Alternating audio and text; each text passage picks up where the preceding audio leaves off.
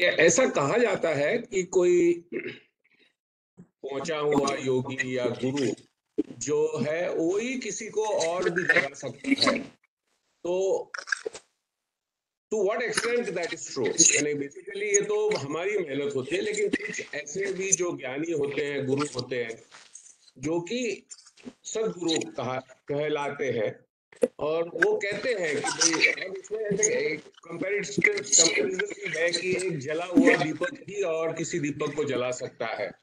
तो इस पे आपका अभिप्राय क्या था? हाँ, जय हो। आप जो पूछ रहे हैं कि अब तक हमने सुना है कि कोई गुरु ही किसी को ज्ञान दे सकता है, कोई जला हुआ दिया ही किसी दिए को जला सकता है। और जब ज्ञान खुद की भीतर की संभावना है, तो फिर किसी गुरु की क्या आवश्यकता है? यही पूछना चाह रहे ना आप? इसमें आगे भी एक प्रश्न है कि ऐसा कहते हैं कि जब शिष्य तैयार हो जाता है तो गुरु प्रकट होता है, यानी शिष्य को हाँ, ढूंढना नहीं पड़ता है गुरु को, यानी गुरु आप पे प्रकट हो जाता है। तो ये एक बातें हैं। तो इस पे थोड़ी सी आपके अभिप्राय चाहता हूँ कि इसमें सच्चाई कितनी है और हियर से कितना है। ये एक सच्चाई है कि जब शिष्य तैयार हो जाता है तब गुरु प्रकट हो जाता है। और ये भी सच्चाई है कि जलता हुआ दिया ही किसी दिए को जला सकता है। और ये भी सच्चाई है कि बिना गुरु के हमें वो दृष्टि नहीं मिल पाती है। कोई जागा हुआ व्यक्ति ही हमें जगा पाता है, नहीं तो हमें कैसे मार्ग मिलता। आज भी महावीर, बुद्ध, ऐसी चेतना इस पूरे अस्तित्व में मौजूद है। अनंत सिद्धात्माएं मौजूद है ना। और उन सब की समग्र उपस्थिति हम सबको सतत अपने आप की याद दिला रही है। और जो कोई अपने भीतर थोड़ी भी उस जिज्ञासा से, उस पिपासा से, उस प्यास से भर जाता है, उसको कोई ना कोई प्रत्यक्ष निमित्त भी मिल ही जाता है। पूरा अस्तित्व गुरु है। एक भी पल, एक भी निमित्त ऐसा नहीं है जो गुरु नहीं है, लेकिन हमें देखने की आंख पैदा करने के लिए कोई ना कोई सदगुरु मिल जाता है, तो वही हमें आंख देता है। तब हम देख पाते, अरे यहाँ तो सर्वत्र मुक्ति है। अभी आंख नहीं मिली तो हमें हर जगह बंधन लग रहा था, लेकिन आंख मिल जाएगी तो फिर यही मुक्ति हो जाएगी। ये संसार सोए हुए व्यक्ति का सपना है, और जागे हुए के लिए तो ये संसार है ही नहीं। ये मुक्ति है, ये मोक्ष है। लेकिन हम जागे कैसे? वो जगाने वाला कोई मिलता है। और मुझे मिला, इसलिए मैं कहती हूँ हाँ, मिलता है, मुझे मिला है। और जो जगा रहा है सतत, हर पल, ऐसे सत्पुरुष, ऐसे सदगुरु आज भी मौजूद है। हम सबके बीच में है, हम सबके साथ में है। और जरा सी प्यास होती है तो पानी मिलता ही है। अगर हम तैयार हो जाएं तो गुरु तो सदैव मौजूद है। और हम भी तैयार होने का मतलब इतना ही है, हमारे भीतर एक बस एक अस्तित्वगत प्यास पैदा हो। एक बुद्धि की प्यास नहीं। बुद्धि की प्यास तो क्या, बुद्धि से मिट जाती है।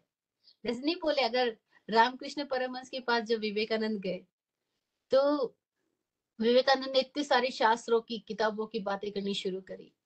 तो रामकृष्ण परमहंस बड़े मजेदार थे। उन्होंने कहा, अगर मैं कॉपी पे लिख करके दे दूं तेरे को, राम राम राम या ईश्वर ईश्वर ईश्वर, ये पी ले, हो जाएगा तेरे को ईश्वर का साक्षात्कार, हो जाएगा क्या? वो बोले नहीं, कॉपी में लिखा हुआ ईश्वर से मेरी थोड़ी ईश्वर का साक्षात्कार हो जाएगा। तो बोले फिर इन सारी किताबों को साइड रख ले, ये किताबों से कभी ईश्वर नहीं मिलता है। बुद्धि की प्यास बुद्धि से मिट सकती है, तेरे को असली ईश्वर की प्यास है तो तेरे को उसके लिए किताब छोड़नी पड़ेगी, तेरे को अपने ही भीतर झांकना होगा। पर ये बात भी विवेकानंद को कब समझ में आई? जब रामकृष्ण परमहंस उनकी जिंदगी में आए। नहीं तो वो तो किताबों में खोजे जा रहे थे। और हम में से अधिकांश लोग ऐसे ही है। कितने सारे वाद, मतलब फिलोसफीज है, और हम सब अपनी अपनी फिलोसफीज को लेकर पकड़ के बैठे हैं। कोई बुद्ध को पकड़ के, कोई महावीर को पकड़ के, कोई कृष्ण को पकड़ के, कोई और शंकराचार्य को पकड़ के, कोई अपनी 3 थुई मान्यता, 4 थुई मान्यता, न जाने कितनी मान्यताओं को पकड़ पकड़ के वाद विवाद पूरी जिंदगी करते जाते हैं। हम जरा भी तैयार नहीं होते। और जिसके भीतर रूह से प्यास जग जाती है, वो फिर किसी किताब पे नहीं जाता, किसी मत मान्यता में नहीं जाता, बस उसकी प्यास प्रमाण बनती है। और उसको कोई ना कोई सदगुरु मिलते हैं। और जब सदगुरु मिलते हैं तभी आंख खुलती है, तभी समझ आता है कि नहीं, बाहर नहीं, खुद के भीतर। लेकिन भीतर भी जाने का रास्ता है सबके पास संभावना के रूप में, लेकिन संभावना खुलती तभी है जब कोई ना कोई हम ऐसे सत्पुरुष के, सदगुरु के सानिध्य में होते हैं। दृष्टि वाला ही दृष्टि दे सकता है, ये बात तय है।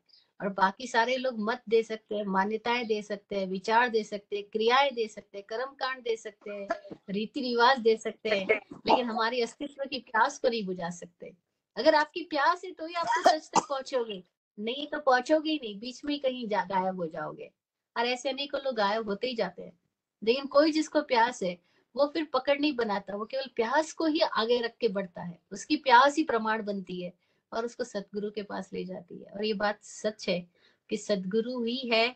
और ये कि शिष्य तैयार हो जाए तो गुरु मौजूद है, गुरु तो सदैव मौजूद है। शिष्य तैयार होता है तो देख पाता है, नहीं तो देख ही नहीं पाता। वही तो कृष्ण थे।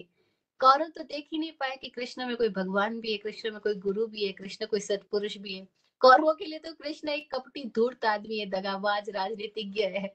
कौरवों के लिए तो कृष्ण ने ना जाने उनको क्या क्या नाम दिया होगा, है ना। लेकिन कोई एक अर्जुन देख पाता है, कोई एक अर्जुन को दृष्टि मिल पाती है कि वो कृष्ण के विराट रूप को देख पाता है। तो ऐसे ही हम में से कोई एक शिष्य तैयार हो जाए तो कृष्ण मौजूद है, गुरु सदैव मौजूद है। लेकिन हाँ, हम तैयार हो जाए। और ये बात सच है कि संभावना है सब में, लेकिन जगाने के लिए कुएं में सारा पानी पड़ा है, लेकिन पानी को पीने के लिए हमें कोई न कोई यंत्र चाहिएगा, कोई न कोई तंत्र चाहिएगा, कोई न कोई निमित्त माध्यम चाहिएगा कि वो बाल्टी अंदर जाए रस्सी के माध्यम से और बाल्टी बाहर आए तो हम उस पानी को पी सके। ऐसे ही हम सबके भीतर लाल छुपा है, लेकिन उसको निकालने के लिए कोई एक स्थिति चाहिएगी और वो गुरु निकाल पाता है। जैसे वो पारखी होता है ना, वो देख पाता है ये हीरा है, वो तराश पाता है, वो तराश तराश के उस पत्थर को हीरा, क्योंकि उसने देख लिया इसमें हीरा मौजूद है और उसने पत्थर को तराश के हीरा इतना सुंदर कोहिनूर बना दिया। वो कोई पारखी, वो पारखी गुरु है, वो सदा मौजूद है। हम भी तो कहीं तैयार हो जाए, पर हमको ऊपर जरा सा कोई काम करता है, हमें घिसने लगता है, हम भाग जाते हैं और इन्होंने मुझे ऐसा कैसे बोल दिया। अरे वो हमारे जैसे नहीं चले, क्योंकि हम तो तराशने वाले कारीगर से भी भाग जाएंगे और जो भाग जाएगा वो तराशा नहीं जाएगा। बस ऐसी स्थितियां है हम सब की।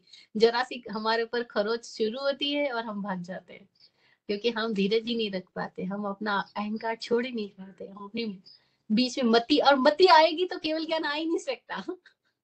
और हम मति को इतना महत्व दे देते हैं कि हम केवल तक हो ही नहीं सकते। इस मति को तो छोड़ना पड़ेगा। ज्ञानांत केवलम, ज्ञानों को, जानकारियों को, सारी जानकारियों को छोड़ देता है, तब कोई केवल की स्थिति में आता है। अज्ञान, अपने अज्ञान को स्वीकार करना और अपने अज्ञानी होने की स्थिति को जो समझ पाता है, वही ज्ञान की दिशा में आगे बढ़ पाएगा। जय हो। कुछ और बोलना चाहते हैं आप?